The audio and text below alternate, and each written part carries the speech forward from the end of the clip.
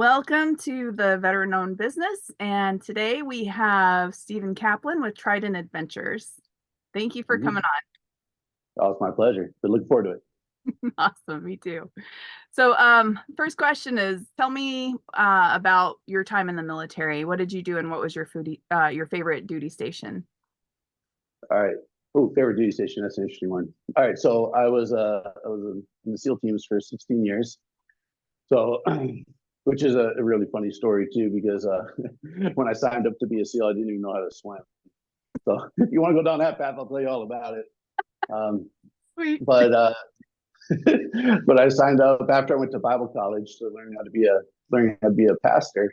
I felt my calling to be a Navy SEAL. So I spent 16 years in the SEAL teams.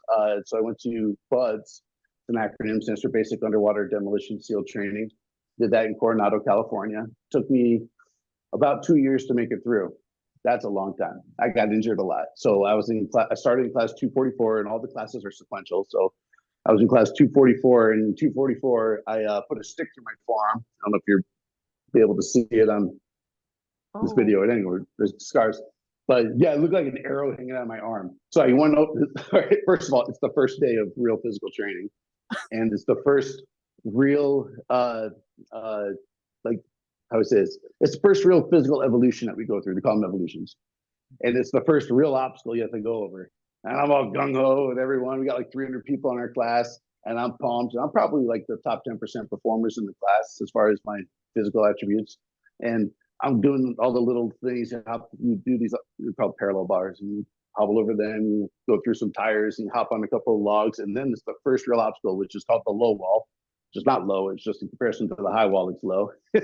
And you throw yourself up onto this wall, and then you kick your legs over, and then you slide off the back end, or you push yourself off the back end into the sand, and you go to the high wall.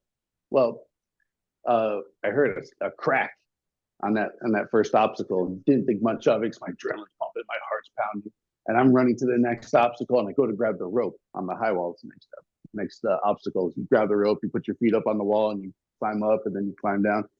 But I can't grab the stupid rope.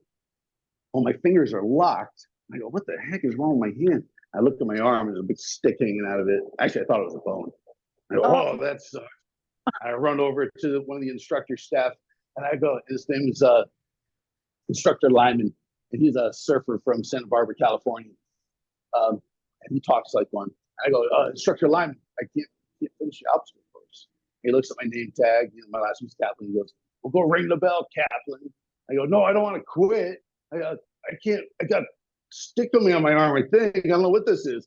And as a surfer would say, he goes, oh, man down. It's funny now. It wasn't funny then, because when someone yells man down, everyone, no matter what you're doing, has to take a knee. You got guys up on this like 65-foot cargo net. They have to climb back down, taking guys on these ropes. So everyone has to take a knee, and the instructor staff run over, and oh, it's so embarrassing. I have a lot of nicknames. One of my nicknames after that was Vlad the Impaler. I was impaled. So, but the stick went through it and kind of splintered off like this inside my arm. So it was only barely poking out here, but it went like, I think they said 7 different directions. So I had to go get it surgically removed, and it basically took my muscles and then kind of like pinned them. I don't know how else to put it. That's why I couldn't move my fingers really. So I had to go get it surgically removed.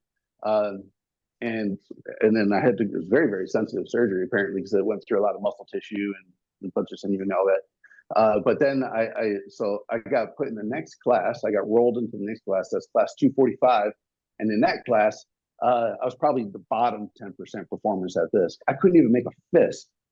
And I'm going through the hardest military training in the world with a pretty lame arm. And it's I'm right-handed too. It's my right arm. So that sucked. So like even doing any of the calisthenic workouts, a pull-up, stuff like that, I had to do them all one-handed. Sort of, I would wrap my wrist around a pole, and I would do them like that. But I had to favor everything on my left side. Like we're carrying boats, we're carrying logs, we're carrying all kinds of stuff. So I have all these overuse injuries on my left-hand side because of that. So I'm going through class 245. I go through INDOC, which is like 6 weeks long, or at least it was when I went through BUDS. You go through INDOC, and then you go through BUDS. BUDS is broken down in 3 different phases: first, second, third phase. First phase, they just beat the living crap out of you.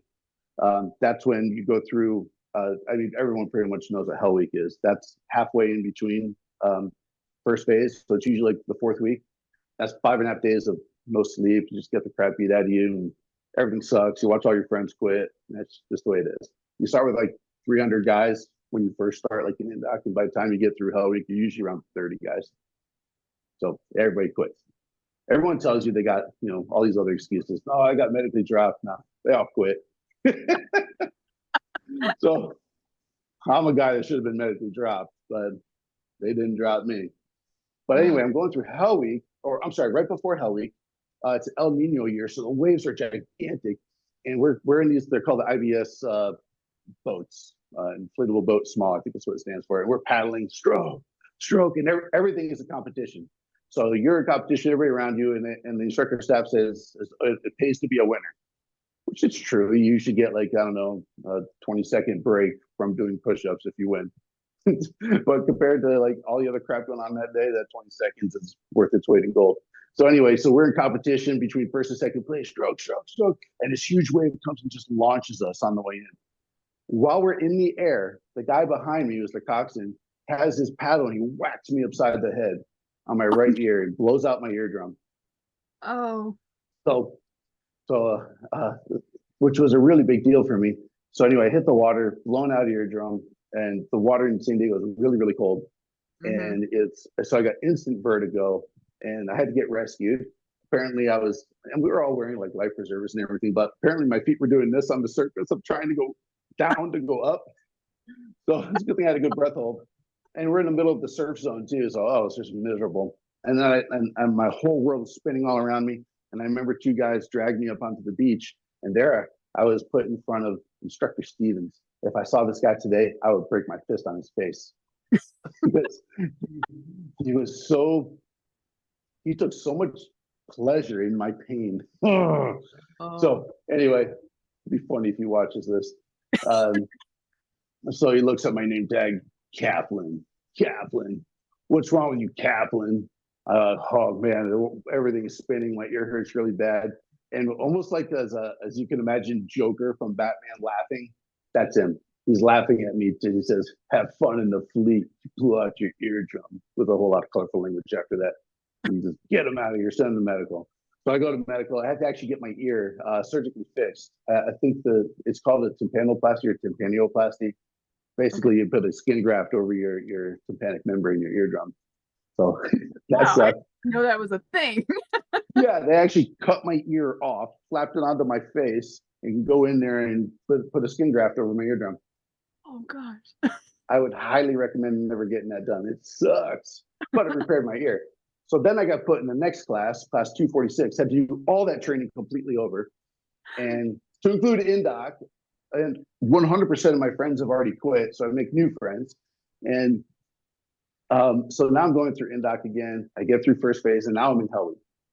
And in Hell Week, 5.5 days long, we're running around with these stupid boats on our head. You get a bald spot. Oh, it's terrible. It grew back. I mean, I'm wearing a hat and everything, but I still got my hair. Wearing a hat because my hair is crazy. So, so we're running around these stupid boats on our head, and it's at night, and all you see is the other guy's head in front of you, running. It's 2.5 days into this, and I step in some hole in the sand that probably some kid dug the day before. This right in front of Hotel del Coronado, super iconic, beautiful place. I hate that place. It just reminds me of how much torture I went through. Anyway, I stepped in that hole with my left leg, and I hyperextended my knee and tore a bunch of cartilage in there. And then I tore the tendon on the top of my ankle. This sucks so bad. Oh, and I had such a bad ear infection in my left ear that it rotted a hole in that eardrum. So anyway, I make it through the rest of the training with a really weak arm, although I was starting to get my strength back in my right arm, and all these overuse injuries and legitimate injuries in my knee and my ankle and blown out eardrum. But I ended up making it through, and it was so bad. And if I did not have my faith, I promise you I would not have made it through. I don't think it takes, like for me, I'm a Christian. I don't think it takes a relationship with God to make it through the training, but it did for me. There's no other way I would have made it through. Oh so, my God. And that's what sustained me, because I went through Bible college and I really believe that this is what God called me to, is to be a SEAL. So that's because of that. That's why I went through the whole program. And I told you that I didn't know how to swim before I signed up. I didn't know how to swim because I actually grew up deaf. I had major ear issues as a child, and I think I was 4 years old by the time I could hear. Maybe it was three, but 3 or 4, when I actually had surgeries to open up my ears because my ear canals were so sealed shut, and because they were always packed full of wax and everything, I could never hear anything. Oh, yeah. So here's all the jokes, right? So all my classmates put me way behind my peers. So all my classmates were kids with Down syndrome and learning disabilities and major disabilities, and those are all my classmates when I was in elementary school. And I had to go to speech therapy to learn how to talk. I had a major list growing up, and I had to go through all these transitional grades to try to catch up to the normal kids, which I eventually did in 6th grade. But because I had all these ear issues and my ears were so sensitive because of the surgeries to open up my ears, I'd always have an ear infection, or it felt like I had an ear infection anytime I got water in my ears, to include even in the shower.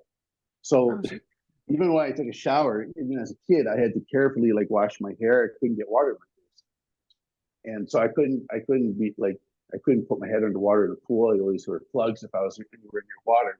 So I never really learned how to swim. I mean, I could do a doggy paddle and wade in the water, but I didn't know how to swim.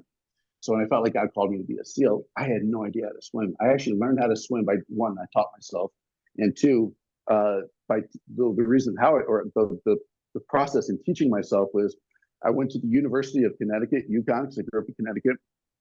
I go super early in the morning to the pool when all the old ladies are swimming, doing laps, and I would swim right next to them and watch how they did their strokes, and that's how I learned how to swim. They probably thought I was some crazy creeper, but I was just trying to learn what they were doing. But I learned how to swim by watching old women swim. So anyway, after I made it through Hell Week in class 246, I kind of skipped the next class 247, because I had to learn how to walk again. I couldn't. I was on crutches. Oh, it was terrible.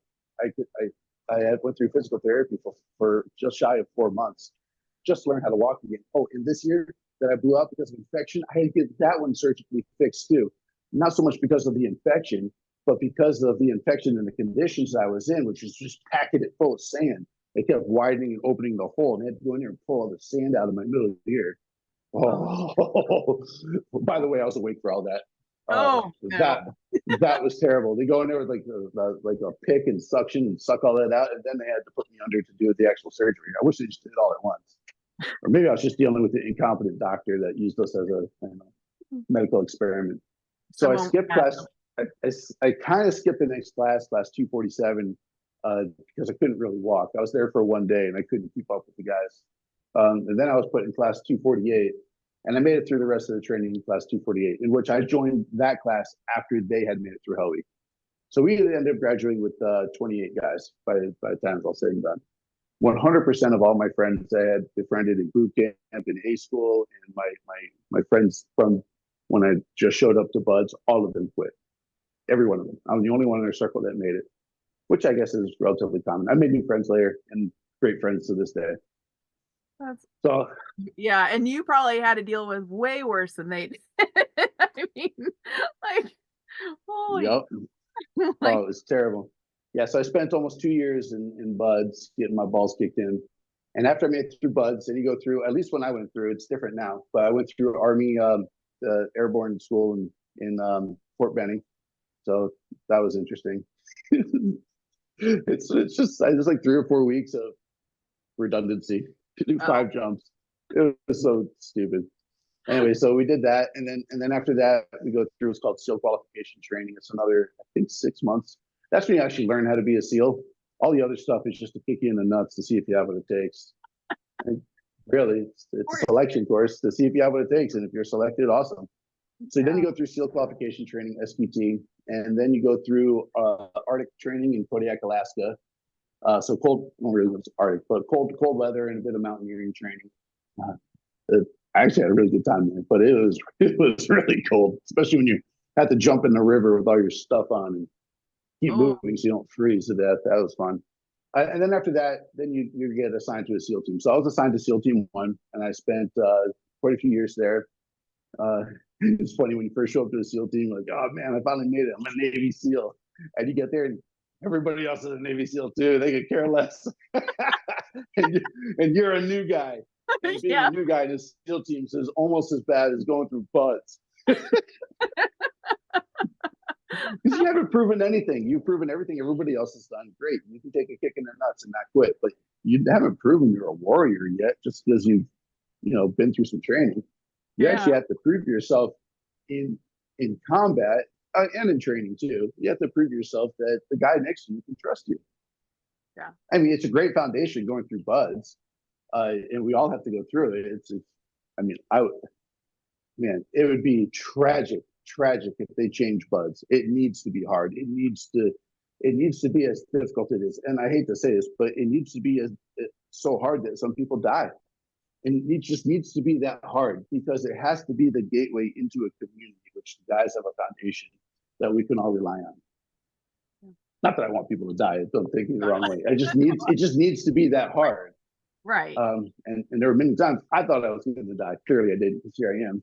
But the job that we do. I mean, that's where we're at. Like, you need to be willing to die. That's what makes it so dangerous. It's not because I'm so good with a gun. It's because I value the guy's life next to me more than my own. Yeah. And that's what guys are testing you in. So you get assigned to a platoon. Like, there's typically 5 or 6 platoons in the SEAL team, and a platoon of 16 guys. And that structure changes from time to time, but that's generally what it is. And you're with those same guys for years.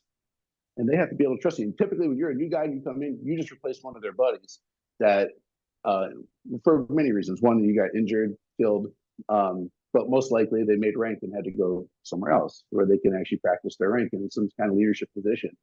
So you're coming in, you're replacing one of the guys. So you better prove you have what it takes. So there's that. In the SEAL teams, or I was at SEAL Team 1, I did 3 platoons there. And each platoon's like 2.5 years long. Okay. And I did a couple deployments to Iraq. I went to Afghanistan, did a PACOM deployment, and a bunch of other various things in between. And as a brand new guy, it was still kind of the wild, wild west. This is, I think, 2005-ish, 2006, when I was in Iraq. And it was so funny. Like, we were going on sometimes 3 ops a night.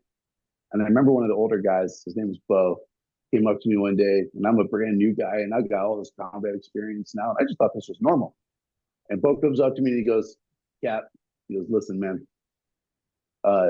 you have no idea how good you have it right now because you have nothing to compare it to. It's like, you have more experience right now as a brand new guy in the SEAL teams than basically the past 20 years with the SEALs, because it was all peacetime. And he was right. I had no idea. But I was a very lucky. Most people don't say they're lucky because they saw combat. I was lucky. I wanted to see combat and quite a bit of it. And got to actually prove myself as a SEAL, and that means everything in our community. In our community, everything's about reputation, everything. So nobody really cares what your rank is. Nobody really cares how long you're in the SEAL teams. Nobody really cares how many qualifications you have. They care how you are in combat. Have you proven yourself in combat? And proving yourself is not like, look at me, how good I am. It's how you work with the guy next to you, and the guy next to him, and the guy next to him. It's how you work together as a team, not how you are as an individual. That's why we call ourselves team guys. We don't call ourselves SEALs. Sometimes we'll refer to one another as frogmen, but almost always we refer to each other as team guys. So I did 3 pumps with SEAL Team 1, and after that, I went to Guam, and I was a country officer in Guam, where I was a bit of a middleman or a liaison between the soft community, Special Operation Forces community, and then the special ops guys of Indonesia and in Hong Kong. So I was kind of the guy for that. And you work with the State Department quite a bit, so you're kind of the middle guy for all this stuff. You coordinate all these different exercises. You run JSETs. It stands for Joint Combined Exchange for Training. And we bring in our guys, SEALs, and we train with, like, in Indonesia, for example, I worked with a couple different units, Kopaska, Denjaka, a couple others. But that's their version of their special forces guys. They're SEALs. Kopaska literally translates to frogmen. So we would work primarily with them because it's their version of Navy SEALs. And I loved it. I absolutely loved it. See, that's what my favorite command was. Well, when it comes to combat, it was SEAL Team 1, probably my first deployment in Iraq. But as far as the most rewarding, it was working in Guam as a country officer, because most of what we did was actually anti-human trafficking stuff. So I got to train these other forces. It was good for our guys as training too, but I actually got to train other forces and how to combat human trafficking, which I have a soft spot in my heart for. But after Guam, I came here, which is where I'm currently at in Hawaii, and I led up. I was part of Trident 3, so Train Detachment 3, and my job was to train seasoned SEALs how to become better SEALs. Okay. And so I was an instructor, but I wasn't like an instructor at Buzz, or the purpose is to beat the crap out of people and see what they got. This is, I take guys that are already SEALs and make them better. And the first part was I led up the land warfare division. So that's all small unit tactics. That's shooting. That's explosives. That's, you know, all the stuff that you play video games and watch TV. You see SEALs do. And then I after that I led up the maritime division, and that's all the underwater stuff. So that's the diving, the coming over the beach operations. That's ship attacks, all that kind of stuff. So I was the lead instructor for both of those. And then that's when I got really messed up medically, and I got like everything kind of caught up to me, and I ended up throwing clots all over my body. I had 3 pulmonary embolisms. Like it was really bad.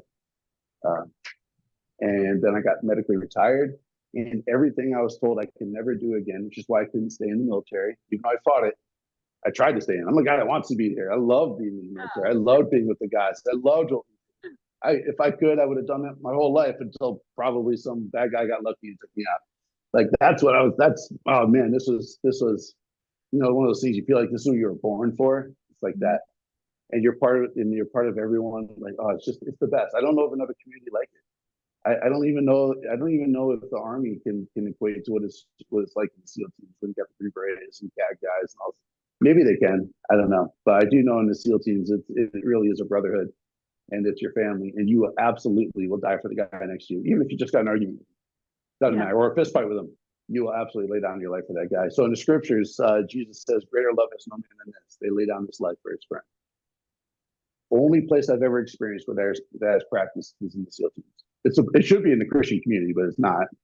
But amongst the SEALs, that is how we live our lives. Where the guy, and it's the safest place you can ever exist too, because you got like 15 guys around you. You know, you're one of 16. You have 15 guys around you that are willing to die for you, and you that. So it's like, what safer environment can you be in to be yourself? And because that is the unspoken mentality that we all have. You want to be the best, not for you, but for the guy next to you. Yeah. That is completely lost in the SEAL team, or I'm sorry, it's completely lost in the military today. Now it's all about your promotion, how you can be all you can be. You know, join the Army. Like, no, how can you be the best, not for you, but for that guy? That's a very selfless community. But everything I was told that I couldn't do anymore, the scuba diving, I couldn't be around any high percussion, like shooting anything of high caliber. I couldn't deal with any extreme altitude changes, all the barometric stuff you gotta deal with. Anyway, that and so much more. Oh yeah, and I had a serious back injury. I was completely numb. I was paralyzed for a little bit. I couldn't feel my feet. I couldn't feel my dick. I couldn't wipe my freaking butthole. It was terrible. But anyway, all this stuff I went through, medically it was terrible. And I mean, I could walk now and everything, but that's what I built my company around. Like, tell me what I can't do. Yep. Screw you guys. So now I have Trident Adventures, and Trident Adventures. Look, I'm wearing my shirt. I'm a good boy. So we call it Trident Adventures because the pin that you wear as a Navy SEAL is called the Trident. It's the gold eagle that we wear in our uniform. And I was like, well, I took all the cool things you can do in the SEAL team and made a cool company around it. Opened it in Hawaii, which, by the way, as a business owner, it sucks to open up any business in Hawaii. So if I could do this in Hawaii, I could do this anywhere in the world. So we get the scuba diving, the snorkeling. I got my dive boat. I have a helicopter. Like, we jump out of helicopters for fun. And I'm the only company in the world where you can legally do this. I can tell you that story too. That's a long one. I got a gun range. I teach people how to shoot. I mean, really how to shoot, not like wait for someone to blow a whistle, clear and safe your gun, show it to a range safety officer, go load your gun. No, like really how to shoot, like we do in the SEAL teams. I'll take someone from 0 to hero in 2 hours. Wow. Doesn't mean I'm going to make them good, but I'll change the way that they think with guns. And then, oh yeah, we do skydiving. We do hunting. I have an operation that we do hunting. A lot of this is through partnerships too. So I partner with my friend that owns the property for the gun range. I partner with Pineapple Brothers in Lanai, and we bring our clients to them. So a lot of them are partnerships. So I don't run these things solely by myself. I build partnerships like we do in SEAL teams. We build partnerships with other nations, other forces, other units. Like we work with the Green Berets, we work with the CIA. It's the same thing. All you do is like, don't be a dick, honor people, respect them, work with them, and there's a mutually beneficial relationship on both ends. And if you can do that, you can do anything in life. It's not hard. You just have to not be a selfish prey. Yeah. Yeah. And in business, you can't be money grubbing either. Like you have to value the relationship more than profits. Yes. And you'll be able to look yourself in the eyeballs at the end of the day in the mirror and actually like what looks back. Also, that's really important. It's way more important than millions of dollars. Guarantee it. Yeah. So anyway, that's a long answer to what did you do in the military? What was your favorite duty station and why? Well, I love it. Okay. And that was question number 1. So. Oh yeah. Well, let's go to number 2. All right, number 2. So how did you come up with the idea to start Trident Adventures? Yeah, it's a big middle finger to the military. That's what it was. So, all right, here's the thing, and I know you got listeners that can relate to this. So when I was being medically retired out of the Navy, I was told it was going to take 3 weeks, a 3-week process, which by the way, I thought was a long time. Like 3 weeks. Oh my gosh, what am I going to do for 3 weeks? I'm going to sit here twiddle my thumbs. So I sent my wife to Florida because I figured Florida was going to be our next chapter in life. That's where all my family is. You know, it's kind of a common theme once people get out of the military. Go where life is familiar, either where you grew up or where your family currently is. And that's where I was like, well, my mom, my dad, my brother, my sister, my wife's family's all from Florida, which is ironic because none of us grew up there. I grew up in Connecticut. My wife grew up in California, and somehow they all congregated in Florida. Honestly, they went there because you can actually practice your freedom in Florida. So there's that. So we figured out we'd go to Florida. So I sent my wife to Florida. She signed a contract to work for, was it Lockheed Martin? I can't remember if Lockheed Martin, Northrop. She's worked for both. Anyway, so she goes there. My wife's brilliant. And she signs a year-long contract to work there. We bought a house. This is all in 3 weeks. And all I was doing is packing up my stuff and going through the process of being medically retired and coming out to Florida. My wife said everything else going to go. Can you still hear me, by the way? There's literally F-22s flying around the top of my house right now. Yeah, no, I can hear you. Which is really cool, but not cool for recording. So anyway, I called my friend Jim. I said, Jim, I need a place to stay for 3 weeks. I know it's a big ask. And he's a SEAL too. And he's like, yeah, man, no problem. Then go ask my wife. So he goes and asks his wife. She said, yeah, no problem. So like a week into this, my command calls me and goes, hey, this might take up to 9 weeks. 9 weeks? The heck am I going to do? It's almost 3 months. So I called up my wife, like, hey, just so you know, it's going to be a little longer than we were told. So I told my buddy Jim, who I'm staying with, I said, listen, but this might take up to 9 weeks. They say, I'll go do a month-to-month rental somewhere else. I'll stay in a hotel. I'll do whatever, man. I don't want to be a burden to you or your family. Yes, nah, man, let me talk to Dan. Danny's his wife, Danielle. So he goes, talks to Dan. He's like, all right, that's cool. You can stay with us, man. No problem. That was huge, huge. So I'm living in my friend's house. I'm currently working for, you ever seen the show Hawaii Five-0? Yes. Like, not the old ones, the new ones. Oh. Not so much the new ones. I used to watch the old ones. All right, so the new ones. They filmed 10 seasons of that, and then Magnum PI, the new Magnum PI, NCIS, all these other television shows, and some Netflix stuff I did. Anyway, I was a military coordinator. What was my actual role? It was SEAL Tech Advisor. That's what it was. And I was the command signed off on me doing all this work because I'm being medically retired. So I'm working in Hollywood as a tech advisor, which is stupid easy. It's like, don't point your gun like this, guys. It's like that. It's not that simple, but I mean, for doing stuff in the SEAL teams, it was unbelievably simple. Yeah. So and I work with the stunt coordinators and with the directors and with the actors to make certain scenes look realistic. I mean, realistic for television. And my goal was one of two. It was to make these guys look good on television, but also not to give away our stuff. Right. And not giving away our stuff was way more important to me than making these guys look good. They're freaking actors. Who cares? It's a television show. But the thing is, bad guys watch TV too. Bad guys play video games. Bad guys watch movies. So when they watch this stuff and see what we do, it gives away our tactics. So I felt like I was a bit of a gatekeeper, that if someone else came into my position, like they would actually give away their stuff to make themselves look good. I'm like, I even told the directors, it's like, listen, I'll make you guys look good, but I promise I'm not going to give away your stuff. So if I tell you something to do it a certain way, you don't need to wonder if you're going to get a phone call from the Department of Defense or something. I don't know, something weird. Yeah. And I was actually really, I thought I was really good at this. I was also a stuntman, which I was not good at. I was good enough. Like there's some stuntmen out there that are incredible. I am not that guy. I am average, maybe below average as a stuntman. And then I also did some acting, and that I sucked at. It's way harder than it looks. Like, way harder. And here's the thing, like, all right, so the main actor on Hawaii Five-0, for example, his name is Alex O'Loughlin. He plays the role of Steve McGarrett, who's a Navy SEAL, right? That's why I was there, to make him look good. Anyway, we became really good friends. And my friend Jim and I are the ones that are doing all this work on the show for CBS, really. We're working on the show and various other shows, and that's to make them look good. But we all became really good friends. And I don't particularly like hanging out with actors because they're actors, they're fake people. But this guy's he's a really good man. He's a good dad, he's a good husband, he's a great actor, and he's a good friend. So we became good friends. Anyway, he wrote when he was directing a couple of shows, my role or my character into the plot, into the story.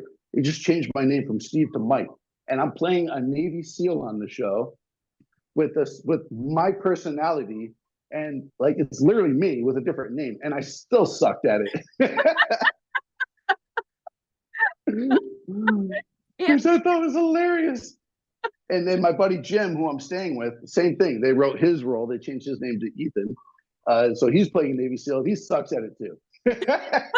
We both suck. Other people said we were okay, but I feel like I sucked at it. Anyway, so if you ever watch Hawaii Five-0 and you see guys playing Navy SEAls on the show, that's us. Well, now I got to watch that. Yeah. We're definitely acting in season 8 and season 10. I don't know what episodes. But as a stuntman, I'm in a lot of episodes. If you could tell it's me, then that's bad. You're not supposed to tell it's me, so I could play multiple different roles. So if they burn my face, I'm done, right? Anyway, so while I'm being medically retired out of the Navy, I'm doing all this stuff also. So I had something to do, so that was great. Well, this 9-week process ended up taking a year and a half. Oh my gosh. So, and I'm staying at my friend Jim's house the entire time.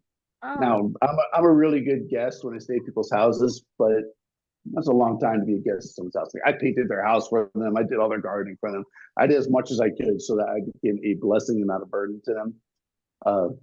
Cook for them, buy groceries, as much as I could, and then just try to stay out as much as I could. Like, I don't just camp out in the house and watch TV. Like, but while I'm doing this, I thought to myself, well, I got nothing else to do. How about I just try to start a company? There's a thought. So I started Trident Adventures because I was bored, and the military told me what I couldn't do. So I said, well, you tell me I can't do this, and I'm bored. I have 2 middle fingers, so let's put all this together and see if I can create a company. And I did. So I did pretty much all the legwork, and I would say like 98% of it. Jim helped when he could. Jim is he currently still works for the military in a certain capacity as a civilian. But the dude did 30 years as a SEAL. I mean, this is the guy I've looked up to ever since I knew he existed, and I'm staying in his house. Anyway, he helped me sort of start the company. So we were co-owners in the company when we first started. And then the guy Alex, who played the main role of Steve McGarrett on Hawaii Five-O, we brought him on too as one of the founders. And then another guy, his name is Beulah, who also played a Navy SEAL on Hawaii Five-O. So we always say we were started by 2 real SEALs and 2 fake SEALs. There is a fifth guy. His name is Josh. Josh was the money behind the company, so he was our investor. Okay. But he's in the background with all the money. So the guys on as far as the face of the company, the face was me, and then the secondary would be Jim, and then behind the scenes also was the other 2 actors from Hawaii Five-O. So 2 real SEALs, 2 fake SEAls, and yeah, and we've done things that nobody else on the planet has ever done, and currently doesn't do. Oh, pretty awesome. That is very awesome. And our job is literally to have fun. Yeah. And it's awesome. And people come and join us to have fun. So it's pretty awesome. That is very awesome. Oh, yeah. Goodness. Like so, dream. That's us. Good job. So well, and then you got your audience watching this. And it's like the only restriction to following your dreams is your own fear. Yeah. Your own fear. Like I said in combat, like we're not like SEALs, we're not fearless in combat. We're just courageous. It's what you do in the face of fear, not in the absence of it. So don't let your fear limit you. I love that. I think that's amazing advice. Because I think usually we're the ones that get in our own way. That's exactly right. Yeah, and take the risk. Yeah. Seriously. At least for me, back to my faith as a Christian, it's like, what's the worst thing that can happen to you? You die. Yeah. You can't threaten me with heaven. Like, oh well. My entire life is a win-win scenario, no matter what. And I'm a guy that's faced death more than most people on this planet ever has, and I'm still breathing today. Yep. I know death very well. So what is your why? So what is your mission? Why do you, besides giving the middle finger to like and proving them wrong that like you can do everything that they told you that you couldn't? Yep.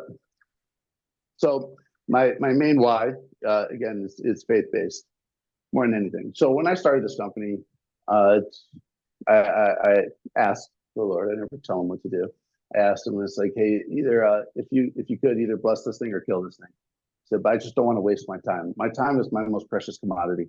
I don't care about money. I don't care about stuff. I don't care about doing things. I care about my time. So I said, just don't waste my time. And I wanted to change people's lives. So, and that's what we do. We change people's lives every day, having fun. It's awesome. We have revolutionized people's lives. One of the things that we do, I have a nonprofit, and it's called Honor Watch Foundation. And not that we have to do everything through our nonprofit, we just do this anyway. And we take people, especially vets, that are super messed up. I mean, messed up. Like they got, they're riddled with cancer, they got their legs blown off. I mean, whatever. Someone that's super down on their luck, and they just need the best day of their lives. And we take these guys, we pay for everything, and I take them and I give them wings and I give them gills. So I don't care if you got legs or not. So I take them and I throw them out of our helicopter into the ocean, and I take them scuba diving. We've done this with people with ALS, actually quite a few people with ALS, right before they get trached. I can't take them diving once they're trached, but I take them scuba diving. And I have one guy, his name is Dave. Dave comes up to me in his wheelchair, and he's got ALS. He can't walk. He can barely move his arms. And he comes into my shop wearing what's Steve Gleason shirt, Gleason Foundation, which is an ALS foundation. I'm affiliated with. I love these guys. And I didn't know he was coming. If I knew he was coming, I would have rolled out the red carpet. I have a red carpet for that. Rolled out the red carpet for the guy and turned him into the king of the world for the day. Anyway, so he shows up, his wife's wheeling him in his wheelchair, and I go, bro, oh, what's going on? What are we doing? What do you want to do? He goes, on my bucket list. He goes, this is why he was sent to Hawaii, so that he can come on my boat and I can find him an octopus. So he go, that's one of his bucket list items. He wants to hold an octopus before he dies. And I said, you want to hold an octopus? You want me to dive down, get you an octopus, bring it on the boat, and you can hold it? He goes, yes. That's what I wanted. That's one of my bucket list items before I die. So that's the stupidest thing I've ever heard. He looks at me, he's going to start crying. His wife's like, her jaw's hitting the ground. He goes, why is it stupid? I said, because I could take you underwater. You get your own stinking octopus. Mhm. What? Yeah, I'll take you scuba diving and you can get your own stupid octopus. And I'll get a really cool video of you. He goes, he looks at his wife like, is that even a thing? I go, don't look at her. I'm telling you, it's a thing. Now I'm going to ask your wife, by the way, can I do this with your husband? She shrugs her shoulders and goes, sure, I guess. And I said, more than that, I said, guess what? I have a helicopter and I'm going to throw you out of a helicopter. And then I'm going to take you scuba diving. Then you're going to find your stupid octopus. And then you'll really check that box in your bucket list. He doesn't believe me. I'm like, hold on, bro. I'm going to show you. I showed him a video of another woman I've taken with ALS. Drove a helicopter and took her scuba diving and everything. And he said, I can do that. I said, yes, you can do that. Not only can you do that, I'm paying for it. Let's go. And I called up all of my staff. I called up all my guests that are already on the boat and everything. And I said, listen, this is going to take another hour and a half. Like, no one has to pay another dime. Like, you just get another hour and a half cool experiences with us. But I got to do this for this guy. And everyone was super gracious and awesome about it. So anyway, threw the guy out of the helicopter and took him scuba diving, got him an octopus. And it was the greatest day of his life. There's not a dry eye amongst everybody. I mean, this is the coolest thing. That is And so awesome. and we do that with so many people. Like I teach people how to be courageous. Something as simple as scuba diving. They're afraid. They're claustrophobic. They don't know how to swim. They're afraid of sharks or something stupid, right? And I'm like, listen, come with me. I'll hold their hands. I've held the hands of many fighters, like MMA fighters in the UFC, and squish my hand. These tough guys. Water has a way of making mice of men. Anyway, I take these people and we confront their fear together. And here's the thing, I don't give them courage. I just find it inside of them and draw it out. Everybody has it. Everybody has it. I don't give anybody anything. I only find what currently exists and I show them this was already inside of you. And the coolest thing ever to watch is when that happens, it's like this change that happens in someone's mind or something gets unlocked. And that way of thinking starts to permeate and bleed into all the other parts of their lives, where they start looking at something like something they were afraid of before and they conquer that fear, something they were afraid of and they conquer that fear, or something that they were held back in and conquer that fear. And that is the coolest thing. And I have emails and handwritten letters and all kinds of stuff of people send me through my company or directly to me and other people in my company as well, saying that their lives are absolutely changed and revolutionized because we have helped them conquer their fears. Oh, So I know of 4 people because they've written me handwritten letters telling me that we stopped them from committing suicide. I didn't even know. I found out way later. Stopped them from committing suicide because they've never been around people that, here's the thing, like tough guy Navy SEAL, right? They've never been around a group of people that love them with no strings attached. Like, just to love them and just show them an awesome time. Don't ask for a penny, don't care. Don't ask for publicity. We're not putting this stuff on YouTube. We just love them to love them. And that's the most rewarding thing in the world is we get to change people's lives. And the lowest level of what we do is have fun with people. That's the lowest level of what we get to do is just have fun. The highest level is we change their lives. And it leads them into a path into the best version of themselves. Oh, I love that. That's what I get to do for a living. You're like, and I'm a for-profit company. I make money doing that. It is the coolest thing ever. We have our nonprofit side, but my for-profit companies change people's lives and the lowest levels have the best day ever with them. God is blessing you for sure. 100%. It's the best way to live. Yeah. Oh gosh. That's incredible. Like I have chills just thinking about that. And like, just to be able to, just to spend a day around you and your team and just doing that. I mean, show up. You sold me. All you gotta do is show up. And here's the thing is that our primary focus, believe it or not, is the military and veterans. Like even this Sunday, actually every Sunday this month, we are taking our boat out and our helicopter, jumping out of helicopters, hanging from the skids, doing pull-ups. I mean, fun stuff, right? And going scuba diving, whether they're certified or not. No strings attached. No one's paying for anything. This is just my way of honoring our veteran military community out here. Just Oh, come out and have fun with us. This one does have a bit of a hook attached to it, though. So, and that is, I want people to tell the world that we have what's called the VA pro. Well, we have VA approved programs. We can take somebody from zero to hero, someone that's never even swam a day in their lives, all the way to becoming a paid scuba diver. That's a dive master. So you go through open water scuba diver, advanced open water rescue diver, dive master. It is 100% paid for with your VA benefits through your GI Bill or what used to be called voc rehab. Now it's called VR&E. Like it's 100% paid for, and you get like $8,500 worth of gear and all kinds of cool stuff. Like it's all you gotta do is show up and not suck. You don't even have to be good. You just have to not suck. that sounds way better than college for me. Like, right? And then after dive master, if you want, and as a dive master, you lead people that are already certified divers, and you get paid to do it. Again, you get paid to have fun. It's awesome. And then after that, you can go through the next levels of professional scuba diving, which is advanced, or I'm sorry, which is well, for safety, you become emergency first response instructor, then you become an assistant scuba diver instructor, then become what's called open water scuba diver instructor. Now you're an instructor.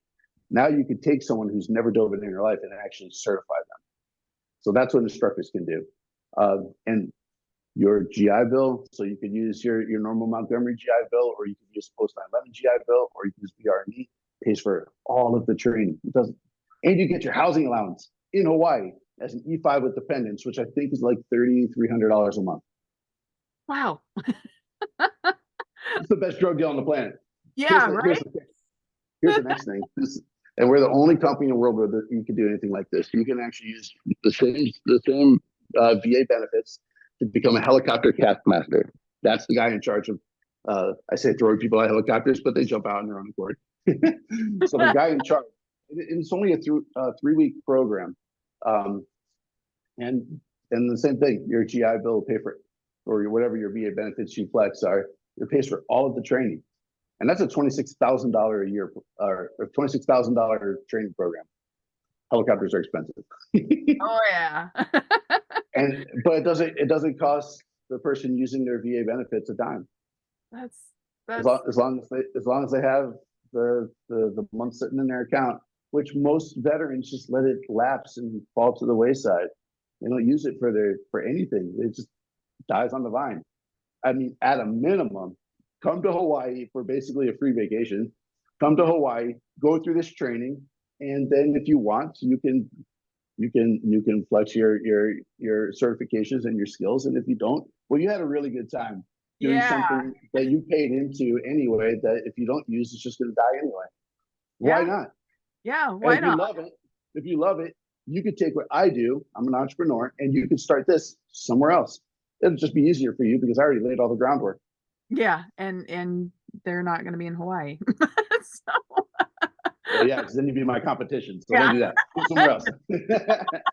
So have them sign an NDA. Yeah, maybe I should have people do that. That's awesome. So with all of these things that you're doing, I mean, holy cow. Like, so what do you love most about what you do? Let's see. So let me tell you what my yesterday was. I guess this is 2 days ago. Let me see. There's some personal stuff of, well, no, I'm a happily married man. So I started my day having awesome sex with my wife. Then I took my motorcycle to my helicopter. We jumped out of my helicopter into the ocean with people that have never even been in a helicopter before. And then I take them scuba diving. They've never been scuba diving a day in their lives. And then I had e-foils on my boat. You know what e-foil is? It's an electric surfboard with a long shaft to it so that it rises up above the water. We took our e-foils and went up the coastline of Oahu, got picked up, and then motorcycled to a place called Waikai, where there's a 100-foot fake wave there, and went surfing for the rest of the night. That sounds like an amazing day. Yeah, we call it the epic day. You know, the only thing that would have put the icing on the cake on that one is if we took the helicopter to our gun range and shot there. So I tell people, here's the secret in life. Ready? Never lose your sense of wonder, and you'll have a great life. Never lose your sense of awe and wonder. Uh, and like if you take a kid and you buy a 2-year-old, just, I don't know, a really nice toy, the kid typically likes the box more than the toy. Or you take a 1-year-old and you show a 1-year-old a red balloon. The 1-year-old's enthralled with a stupid red balloon. But and as you get older, you need more expensive toys, more elaborate experiences, more things, notches on your belt, whatever. So I tell you, we do all these cool things and everything. But what's awesome is I could also I can go diving and look at a piece of coral about the size of my two fists together, and just be in absolute awe and wonder at the creation of God. And so I could do all the crazy, amazing, fun stuff, or I could just be still and look at God's creation and have that same sense of awe and wonder. And if you, and I say that's the secret to life, because it creates joy inside of you, not happiness. Joy. There's a big difference. Joy can never be taken from you. Happiness can. You can win the lottery and I'll punch you in the nose and my nose, and you're no longer happy. But joy cannot be taken from you. And joy comes from a sense of worship, of awe and wonder of what God, the bigness and the smallness of God. And that is the secret to life. And I get to experience that in what I do in work, not just in God's creation all around me, but in his people that I feel like he's entrusted me to have at least some kind of impact in their lives, that either that will have a positive impact in them. And my hope is to lead them to Jesus, because that's my I feel like my real purpose and goal in life. But at least to give them a taste of what real life is actually all about. And I get to do that for a living. And I don't have to do it from a pulpit. I don't have to whip out my Bible and preach at someone. I could just show them everything around. Look at how amazing this creation is. Show them a turtle, show them a coral head, show them this cool little fish, whatever. Something that seems so simple or mundane, or something so common, and turn it into something special. It is, though. I mean, everything's special. It's just how you view it, right? It's Yep. Perspective is everything. yes. Yes. Mm-hmm. So, all right, question number 4. Okay, question number 4. So, okay, business, right? And you're in Hawaii, which I know every state, I always felt like California was the most difficult, but maybe I'm wrong. So what would you say was your biggest learning curve with starting the business itself? Ooh, good question. So, well, starting any business, especially something that no one else has ever done before, it's not like I can go grab the manual and read it. You just got to figure it out as you go. Now, I got somewhere along I'd say, if you take all the education I went through in the military, you take all my civilian education. So I went through Bible college. I actually went to Liberty University. I didn't finish my dual masters I was working on. I got like 2 classes left. It was just pointless, so I stopped them. But organizational leadership and working on my MBA, not a single, I think combined total, I think I have like 13 years of college education under my belt. Not a single thing that I go to college for or learn applies to how I do business. Not one. I could write a paper really good and stuff and junk. Stuff and junk. Yeah, but and I could quote like a stinking maniac. Yeah, they got this, and I could put a bibliography together, whatever the stupid format is now. I could do that really, really good, but I didn't learn not a single thing that actually applied in being an entrepreneur and starting a business or maintaining a business. So the most challenging thing I had to deal with was I would say taking my vision, my dreams, and what I wanted to do, and imparting that into people that I'm either going to partner with or they're going to work for me. Mm. So how do you take your vision and flesh it out for someone else to go, I'll buy that. I'm in. What are we doing? I'm in. And not just in because they want to get a paycheck, but they believe in not just the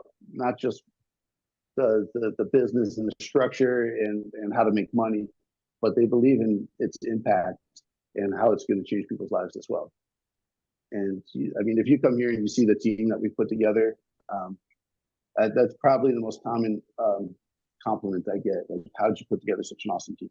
So I got a woman working for me. Her name is Donna. She's the oh my gosh, she's amazing. But she's our director of operations, and she's kind of the gears that kind of click everything together. She's also the oil that keeps it running smooth. So man, I don't know what I would do without her. Because I'm the crazy guy that's always like, hey, look, there's another mountaintop way up there. Let's go. She's like, hold on. He tells me no all the time, which is exactly what I need. I need people to tell me no. I don't need yes men. Oh yeah. So she's like, hold on, you forgot about this, and this person, their dog just died, and that person, and this person has to go to a medical appointment. Oh yeah, okay. So I'll go fill that role. I'll do this, and then I'll go to the mountaintop. So, so she creates balance in my life. Yeah. So I have people like her, and I have a lot of military, a lot of vets that work for me, and so it's showing them what I got going on here first, and then here second, and then here third. So they got to believe in the vision. They have to understand the thought process of how to flesh that out, and then they got to do the job, which is what they get paid for, is to do the job. But it's so much deeper than just I get a paycheck every 2 weeks. They got to believe in what we do. So that's the hardest part is imparting vision. The next thing I would say, especially in Hawaii, is that Hawaii is such a mixture of third and first world mentalities. So it's all the legal side of first world with all that mafia-esque type side of the third world, mash it all together, and you have to do business in there. And to be blunt about it, the white man Christian, military is an interesting thing to do in the very island way of thinking out here. So it doesn't take much, but it does take something to show respect and understanding that that the families that are out here, they've been out here for generations and generations and generations. They see us as people that just pass through. So when I first started my company, I actually went to a lot of business owners and a lot of the local heads of families, I guess is a good way of putting it, and asked them for permission. Said, is it okay if I start a business, because my boat's going to be off your shoreline out there, and I just want to know that we're cool, and that I will always show respect to you and to the people and to this island, and you guys can hold me accountable. And across the board, everyone that I went to, they said, because you basically had the balls to ask, yes, you have our blessing. That was huge. That was huge. Like I said, it doesn't take much to show respect, but it does take something. And if you just humble yourself, swallow your pride, and actually value people, it brings you places. You also get shut down a lot too, so it's not always positive. So you got to deal with the pros and the cons to this. But in this case, this was a very positive thing. And if your mindset isn't profits, then that changes how you do business as well. I always say, the byproduct of running a good business is that you're profitable. But if the purpose is to be profitable, you're not going to lead a very good life. You might get a lot of money, you might get a lot of stuff, but you're going to hate yourself, and everyone's going to hate you around you. They'll all sing your praises because they want your stuff, but it's all shallow and pedantic and just kind of a worthless way of living. I said about marriage too, is that people get married and then they get divorced and say, well, I'm just not happy anymore. Happy? Hey, stupid. You don't get married to be happy. The byproduct of a good marriage is that you're happy. Like, just do marriage well. Lay your life down. Like I say, marriage is it's a death march to a life camp if you do it right. That's great advice. There's a little nugget for you. Because it's exactly what it is. I didn't make that up. A guy named Chris Valentin did. I got it from him, and it was just a brilliant way of thinking. Yeah, that's so very true. Yeah, but I'd say that those are my biggest challenges: is imparting vision, and then dealing with the cultural sensitivities of doing business in Hawaii. Yeah, that's like, you wouldn't have that in a lot of other states, right? Like, that's Hawaii, is their history and their culture is different than, I mean, maybe Alaska would be similar to that, I would think. But you don't really get that maybe. in other states. No, Yeah, that's really cool. and the local Hawaiian population here, they love their culture. I love their culture. Yeah. So even if I didn't love the culture, I love the people here. So it's hard not to love the culture without loving the people. But anyway, like I said, it doesn't take much to show respect, but if you're genuine about it, it goes a long way. Yeah, for sure. Mhm. So what piece of advice would you give to someone who is wanting to start their own business? Not necessarily what you do, but just business in general. Do it and don't quit. You'll fail. I'm not out here, telling you about all my failures, so that's no fun to talk about. I got plenty of those. But as long as you don't quit, and that's what it took to be a SEAL too. Like I failed so much in buds. I failed so much, especially as a new guy in the SEAL teams. I failed a lot. As long as you never quit and you fall forward. So don't fall backwards, fall forwards. You're gonna fall. Okay. You take it on the chin. You take a good dose of humility, which means you take an honest assessment of yourself, and then you move forward. Those are all the easy things to say, but it's a hard thing to practice. Oh yeah. So yeah, for advice, just don't quit. If you have a vision and you want to do something, you want to start a business, you want to do profit, for profit, non-profit, whatever, just don't quit. Give it everything you got. And if you love what you're doing, you'll always make time for it. And the more time you put into it, the more successful it will be. That's great advice. So you have a lot, like there's just you do so much. Like I'm in awe, honestly. Like so what are you most excited about right now with Trident Adventures? The VA program. Yeah. So here's the thing. All right, if you take an honest assessment of what's going through the economy right now, I'm in the tourist business. The first thing that goes away in the sliding economy, you start seeing the devaluation of the dollar, which is absolutely happening, and then you start seeing a recession, which is absolutely what we're dealing with right now. And the biggest tell for that is tourism, and specifically activities in tourism. Right now, this is the busy season right now in Hawaii. Anytime a kid is out of school, that's when we're busy. That's why I've been like hard to get hold of for the past month. There's that. Anyway, so so all these people are still coming to Hawaii because they planned their vacations, like some people years in advance. Some people, 6 months ago, 9 months ago, whatever. So they're still coming here. They already had their hotel reservations. They already had their plane tickets. They already had their rental cars or whatever.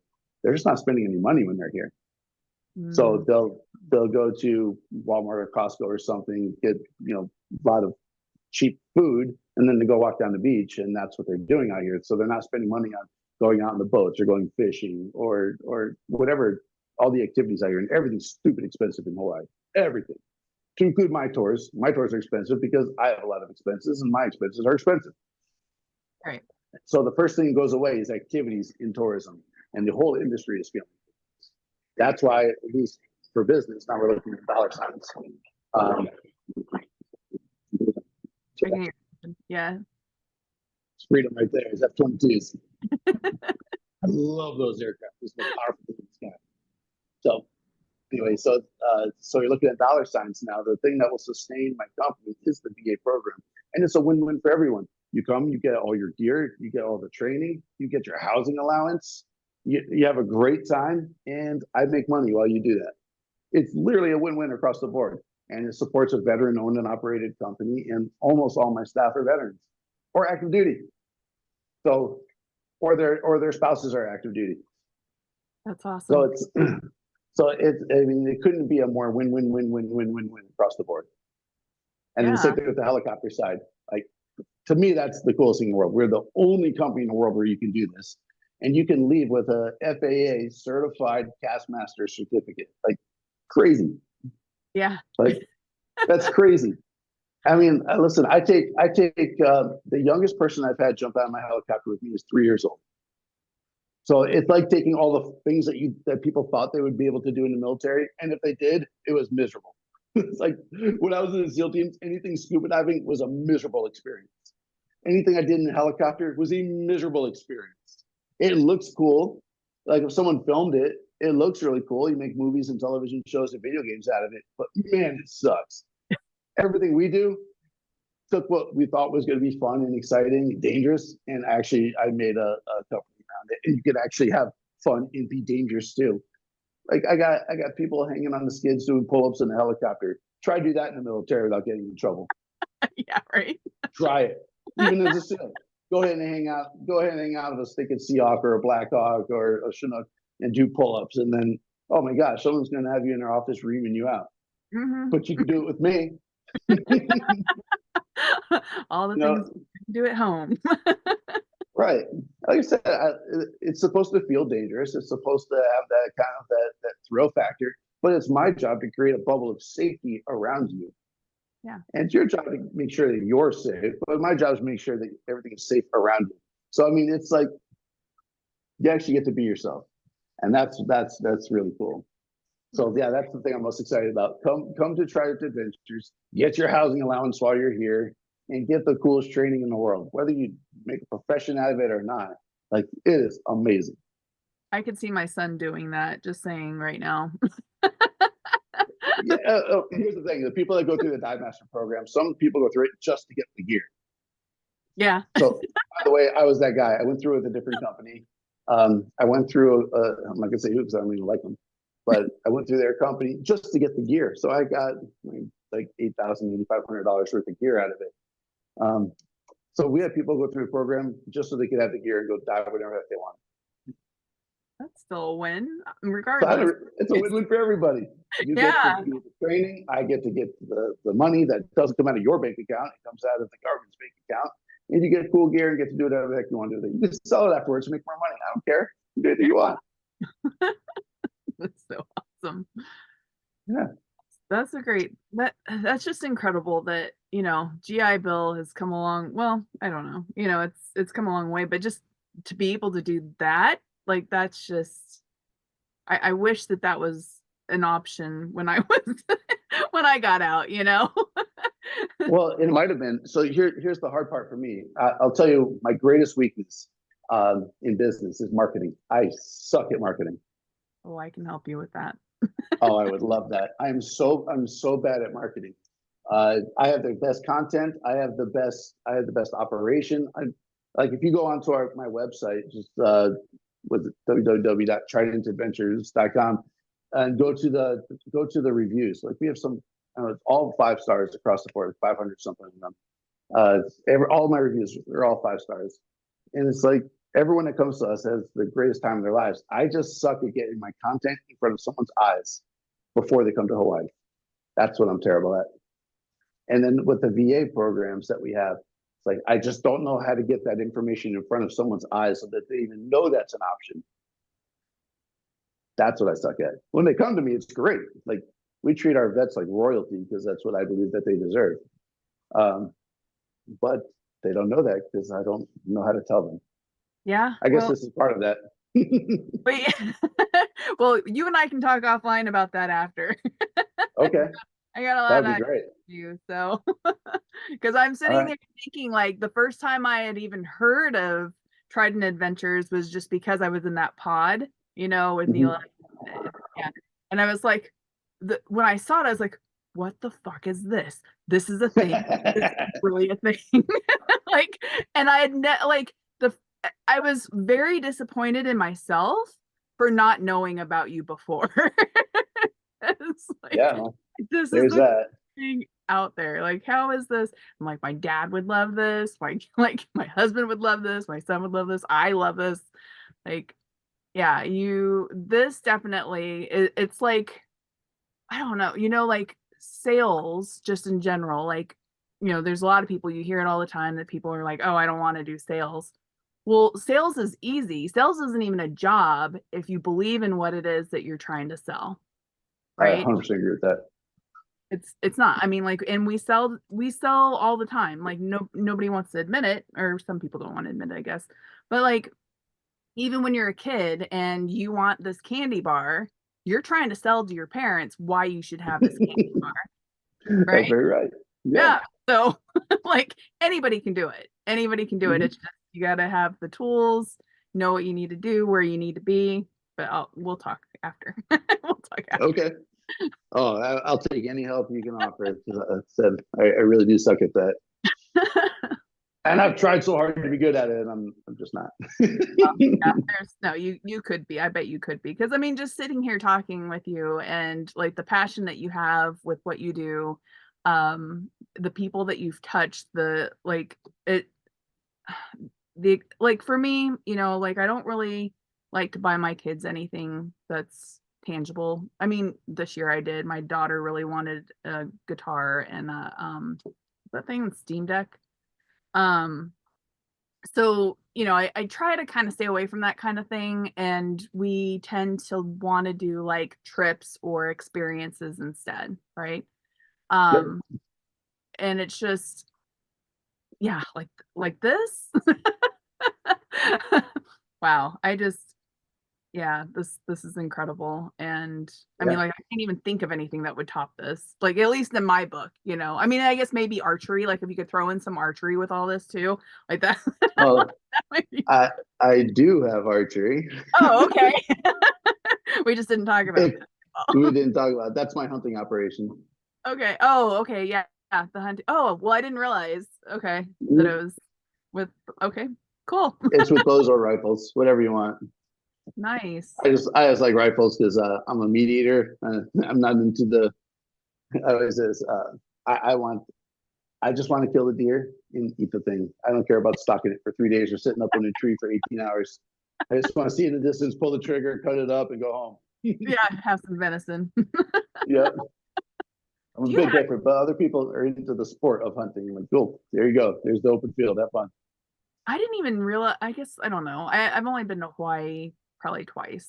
And that was when my husband was there for work. So I Mm-hmm. didn't, I think we only ventured out that final day and would do the drive around the island and, stop at Giovanni's shrimp truck. And so that was Yeah. always up. But yeah, I didn't realize that there was even hunting in Hawaii. I guess nobody ever really talks about that. Well, I'm on Oahu, so in Oahu, people primarily hunt pig. They're everywhere out here. So there's that. But the island that we do our hunting at is in Lanai. So what we do is stupid expensive, just so you know. We take our guests, we put them in our helicopter. It's a luxury helicopter, and then we fly from Oahu to Lanai. We partner with the Pineapple Brothers, who are an amazing operation, and go hunting, get a trophy buck. And these are access deer, the best tasting deer in the world, by the way. So you get a trophy buck and you get a doe. After and we cut it all up. We dress it. We taxidermy whatever you want, and then we send your meat, vacuum seal it, put it on ice, and send it to your home. So you don't have to deal with it. Wow, that's awesome. Then that night, you spend the night at the Four Seasons. So that's pretty awesome. So you spend the night there, and then the next day you can hunt in the morning if you want. But we fly back with the helicopter, and then on the way back, you jump out of the helicopter into the ocean, and then I take you scuba diving and teach you how to whip around with underwater scooters. They're called DPVs, dive propulsion vehicles. Yeah. And then a boat picks us up, and our bus comes, grabs you at the pier, and brings you back where you started, which is at my shop. Wow. That's That's how we do it. That's how we do our hunting. that's incredible. I don't think I've ever heard anything even close to that. Like I said, I do stuff no one's ever done. You certainly do. Yep. And we do skydiving too. Uh, so so this is one if people have an ungodly amount of money and whatever sits in their bank account is of they don't really care how much they want to spend. Like we have a few people like that. So we have people skydive out of our helicopter. It is crazy, stupid expensive. I mean, like $10,000, stupid expensive. When you could just pay like $500 or $600 to do it out of an airplane. But people Yeah. have an ungodly amount of money and they just want a cool experience and jump out of my helicopter. We have people do it, and we can go up pretty high for a helicopter. Get into the 10,000 foot range, and then you could jump out of the helicopter. What's cool about it? So there are some perks to it. Is that we get frontline privileges. So you still have to go there. Like I said, I don't have a skydive operation. We just do skydiving with my operation. We partner with Pacific Skydivers, and you have to go there and sign the death waivers and everything like that. The rest does. We just don't have to wait in line for them. We just hop in our helicopter after that's done. We watch the video about not dying. Go up, jump out, hop back in the helicopter, and then we fly you back to wherever you want to go. Can't do And that. my favorite part about that is the helicopter ride itself. It's a doors off helicopter tour where you zip around all over the place through the mountains and the valleys and check out everything that they filmed in Jurassic Park and all that. We have to go and see things that nobody else gets to do. So it's not just skydiving; it's a lot of other things attached to that too. Just helicopters are stupid expensive. So if you're taking my helicopter out to go skydiving, you're chartering my helicopter for the day. That's why it's so expensive. Oh, geez. But the normal thing we do with our helicopter is like I have this, we do this at least 3 times a week, sometimes 4. It's typically Tuesdays, Thursdays, and Saturdays. And I have everyone show up at my shop at 9 o'clock. I give everybody a brief, very military feeling, which a lot of people that aren't military, they kind of think it's really cool. So I bring them in, I give them the brief about all the stuff we got to do with helicopters. Most of them have never even touched a helicopter, let alone been in one, and definitely never jumped out of one. But I give them a brief, and then we take them over to my helicopter, and then we do all the practice runs. And after we do the practice runs, we hop in, seatbelts on, no doors. So that's freaking awesome. And I mean, you got people that are seatbelted in, but they're all hanging out of the helicopter. Like, I got cameras everywhere. So for your audience, if they want to see some cool videos, you can just go on YouTube, just look up Trident Adventures. You can see it all. Or go on our Instagram. It's Trident Adventures Hawaii. So Trident Adventures Hawaii on Instagram. And you'll see all these cool videos. But anyway, cameras everywhere, videoing everybody. And then we get right in front of Diamond Head, and that's where we jump, which is super iconic for Oahu. So when you jump, all the videos are you hanging out of a helicopter, like, oh, this is freaking awesome. And you got Diamond Head and Waikiki in the background. And it's just so freaking cool. And then when you jump, enter the water. My safety swimmers are in the water. They have a dive propulsion vehicle between their legs, so their hands are free, and they got motor. They got basically a crotch rocket in between their legs, and then they put a flotation device around you, but you're buoyant no matter what because you're wearing wetsuit. And then we bring you to the boat, strap on some gear, and then take you scuba diving. Now, if you're already certified, we can actually teach you how to jump with gear on from the helicopter, and that's a whole certification process. That's our legitimate certifications through through the dive organization we're affiliated with, which is PADI. So there's helicopter diver level 1, which is you jump slick. That's just with a wetsuit on, so you're positively buoyant. Level 2 is when you jump or you throw your gear out of the helicopter, then you jump out after and put it on, then dive. Level 3, you have your gear on, so your tank's on your back, you have your BCD on and everything.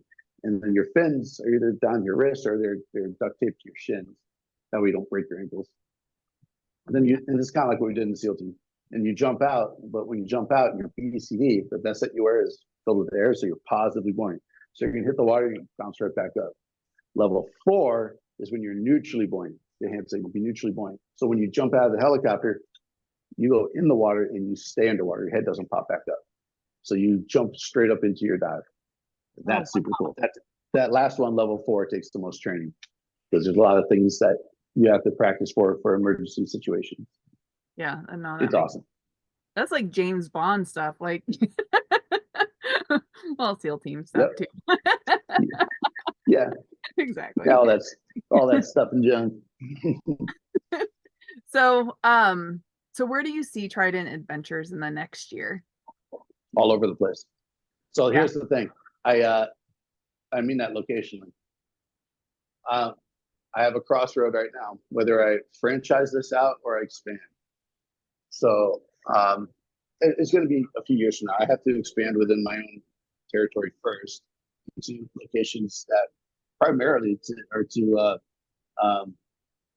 deal with the people coming and using their VA benefits. So I want to be able to take someone that says, I'm from Ohio, I'm from Florida, I'm from Texas or California, and say, come on over here, use your VA benefits, here's where you'll be staying. Then I can collect their housing allowance. So I'll collect that, which will be a lower level of revenue for me.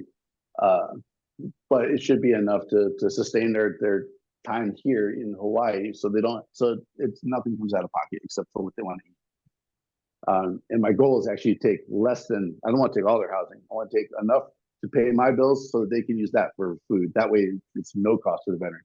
That's my ultimate goal. So to expand within Oahu itself, to be able to take veterans from anywhere in the United States and say, come here, we have a house for you, we have a vehicle for you, you have enough money for food, and here's all your training. have So fun. how long is that program? The Dive Master program is about 7 weeks. And Okay. then the instructor afterwards, so it's called IDC, instructor development course. That's the assistant instructor, first response instructor, and open water scuba diver instructor. So all three of those jammed together called IDC. That's about another 7 or 8 weeks. Okay. Mhm. Yeah. And then the cast master, the helicopter side, that's a 3-week program. Okay. It's easy. It's unbelievably fun. I think the last one we did, each person, by the time the 3 weeks were done, and it's more than just jumping, it's a lot of administrative logistical work you have to do. I think each person sat in the role of a cast master, practicing it over the water with people jumping. I want to say like 32 times each. That's a lot. That's Wow. why it's so expensive. Yeah. Like in order to graduate the course, you have to be able to successfully do the role 16 times. But we doubled it. So yeah, it was 32. We doubled it just because my guys were so freaking awesome, and they were the easiest people on the planet to teach. We just kept on going and going and going, getting all the more iterations and making them better and better and better. It was awesome. So I like to go. I love to go above and beyond. I don't ever say like, okay, cool. Like if the requirement is to do 20 push-ups, and we're not just going to stop at 20. If you can do 100, do 100. Yeah. Go till you can't. Mm-hmm. So, okay, so Yeah. that's in the next year. How about in the next 5 years? So the next 5 years. So the next 5 years, I'm looking to expand to Florida, for sure. Probably more in the Panhandle area, and then probably California and Texas. Basically, I want to go where the veteran communities and the military communities are. Yeah. For this reason, let's get them all trained up, do cool stuff, because Yeah. it's recession proof. It's recession proof, and we get to honor. It's a win-win for everyone. We get to honor our vets and our military and their dependents. By the way, if you're a dependent and your military member, your father or spouse or whatever, has given you a portion of the GI Bill, they can use it as well to go through all this training. Very cool. That's pretty awesome. Yeah. Yep. So, but I want to go to where the communities are. Here's the hard part for me: is keeping my brand. So my brand is Navy SEAL owned and operated, which is a weird fuzzy line, by the way, because there's two types of people that do this type of branding with their former life. There's those that are sellouts, that stand on the reputation of the SEAL teams to self-promote, and then there's those that, through what they do, they help promote the reputation of the SEAL teams. I'm hoping to be the latter. Like, I don't want to stand on the reputation of SEAL teams to promote myself. I want what I do and how I conduct business, how I treat people to elevate the reputation of SEAL teams. So one stands on top, one stands below. I hope to stand below to elevate. Really, only people in my community can make that type of legitimate judgment. So everyone that comes into my place of business that has a soft background, so Green Berets, SEALs, CAG guys, Rangers, PJs, whatever, I say, I want you to come here and I want you to judge the crap out of me, my company, my staff, my operation, everything. And I tell them those two things. Do I stand on the reputation of the SEAL teams, or do I elevate the reputation of the SEAL teams? Because it matters to me more than anything. Because I love my community and I never want to disrespect my community. That being said, so far I'm batting 1,000. Nice. So at least with the reports I get from everyone, and I ask everyone, brand new guy to, I've had generals and admirals come to my boat, and I've asked them the same thing, and everything in between. So, so the hard part for me, 5 years from now, expanding to these different locations, is keeping that branding and that way of thinking, because I don't want to be that guy that someone looks at, gives me the sellout. You see them on Fox News all the time, and other news agencies. You see guys that, I was a Navy SEAL, they pound their chest and talk about how cool they are, write their books, whatever. Oh, I'm writing a book, by the way, because I have to. Apparently all Navy SEALs write books now. Awesome.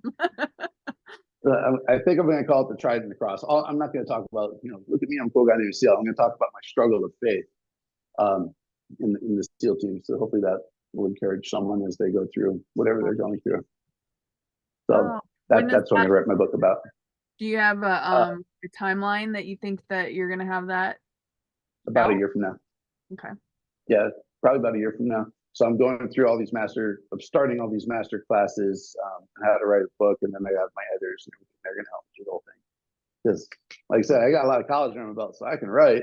It doesn't help me in business. Gotta use It'll part help of me a that little college bit. degree, right? I use something. Yeah, articulate things in words. I think I could do it fairly well. But anyway, so that's about a year from now, and it's pretty aggressive because right now I just have a title and a bunch of chapters, like titles of chapters. Gotta put them all together I, somehow. I got to fill in the blanks. That's a lot of blanks. But yeah, so there's that. So keeping my brand is going to be the most difficult thing, and I think the way to do it is that whoever either I franchise out, I would probably say anyone that's an owner of the franchise has to be a former Navy SEAL. Uh, but if I branch out, then I could have different managers, general managers in charge of that don't necessarily have to be SEALs, but they have to carry my vision for sure, and my love and respect for my community and the SEAL teams, and then the veteran and military community as well. So that's going to be hard to manage unless I can basically clone myself, Yeah, yeah. or just get another Navy SEAL. Every community has their rotten apples, but they're few and far in between for SEALs. So it wouldn't be hard to find someone like me with my background. They just have to have the same kind of passion. Also, that's a little more difficult, but we'll make it happen. Yeah, yeah, that's super exciting. So, I think so.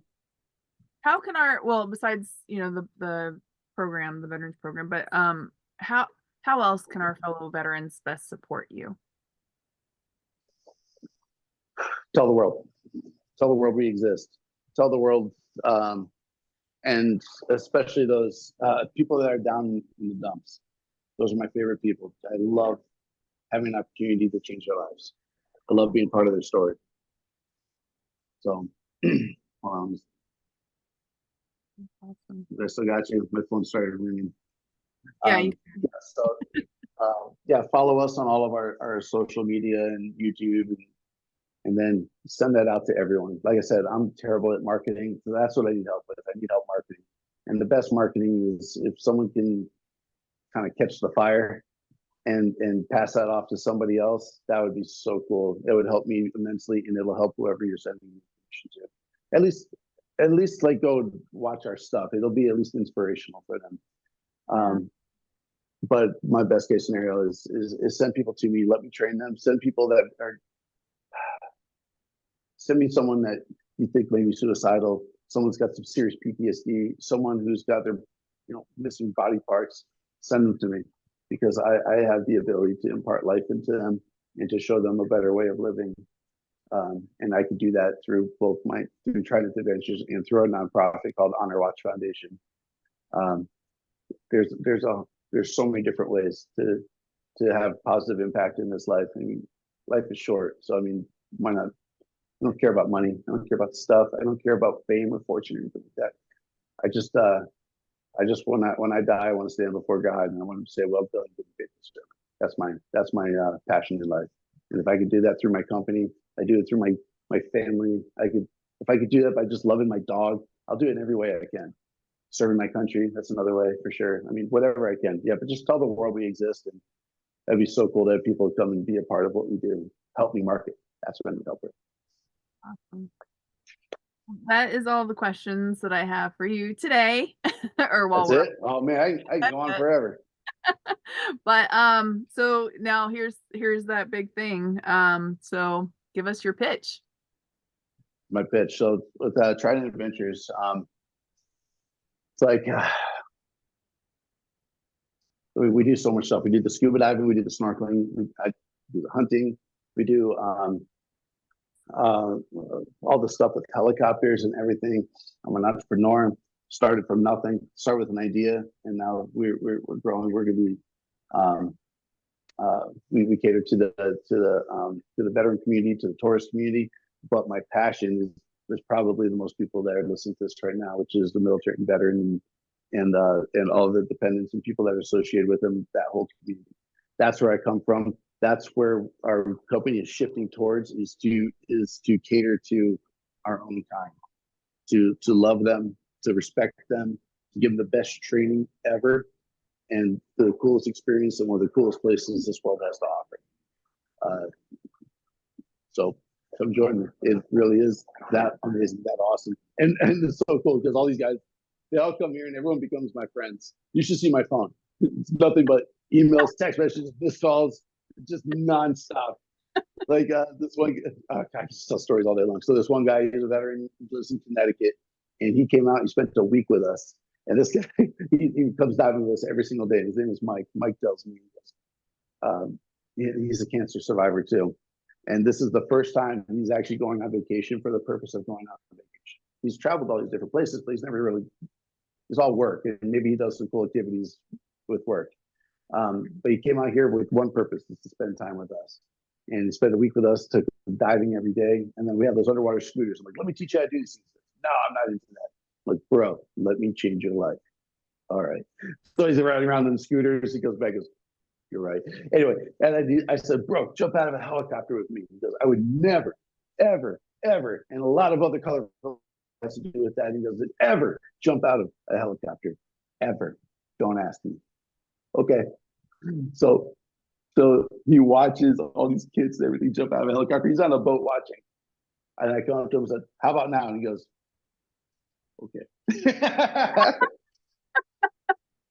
If the kids can do it, I could do it. Not only did he jump out of a helicopter, he did it twice. Oh, nice. He did it twice, one day after the other. And then, so he jumped out. He's riding around scooters. He sends a text to myself and another woman that works for me. And he said this was the best day or the best week he's ever had his entire life. And he thanked us for pushing without pushing too hard, an opportunity for him to be the best version of himself. So my pitch was what's a good way of pitching my company. Come join us, because no matter what, your life is going to be changed. Whether it's something as simple as putting a snorkel in your mouth and looking at a turtle, and something as extreme as jumping with a full set of gear on into the ocean and going spearfishing next to tiger sharks. By the way, we do that too. Like, we do all kinds of crazy stuff. And here's the thing: we have people ask us all kinds of things all the time. They've dreamed it up. I want to do this, this, and this, and this, and they're like, it's pretty much a la carte. All these things they want to do. I'm like, cool. I can stitch that to that to that to that to that. Connect it all together. Here's the package. Here's the cost. You in? Like, sure. And we do it. We do all kinds of crazy stuff. And we do the training for it too. So you can come here with absolutely no experience whatsoever. All you gotta do is breathe air and come with all your expectations and all your fears. And bam, there's the package. Let's do something awesome together. Awesome.